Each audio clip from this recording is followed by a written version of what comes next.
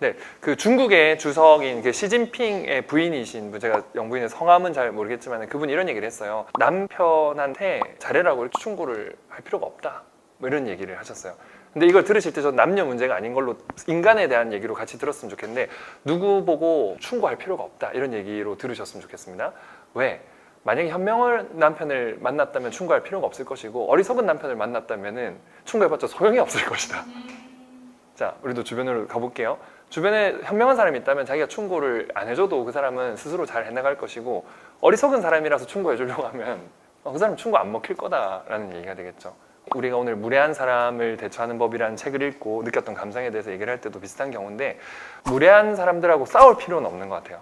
왜냐면은 무례한 사람이 뭔가 잘못을 했을 때 이건 선을 넘은 거예요 라고 살짝 얘기해 준 정도만 해준다면 그 사람은 자기가 무례했다는 걸 깨닫고 사과를 할 것이고, 만약 이 사람이 정말 무례한 사람이라서 알려줘도 사과하지 않을 사람이라면 사실은 위험한 상황이 될 수 있기 때문에, 그래서 우리가 할 행동은 싸우는 것이 아니고 한번 얘기는 해보는 정도가 선이 맞는 것 같아요.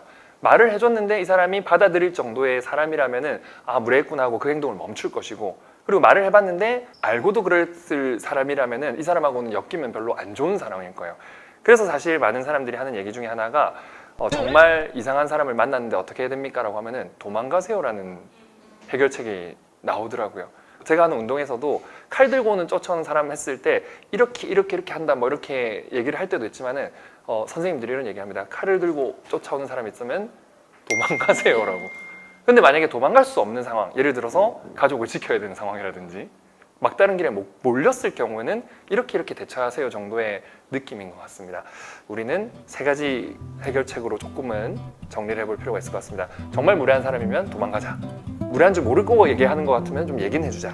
그리고 조금 더 마음을 써서 상대방이 무례한 게 나오는 것 같을 때 오히려 그 사람을 공감해 준다면 이 사람은 나한테 적이 아니고 친구가 돼버릴 수도 있다는 거.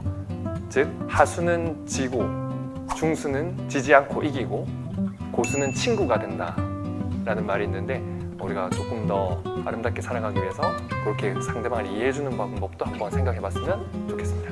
감사합니다.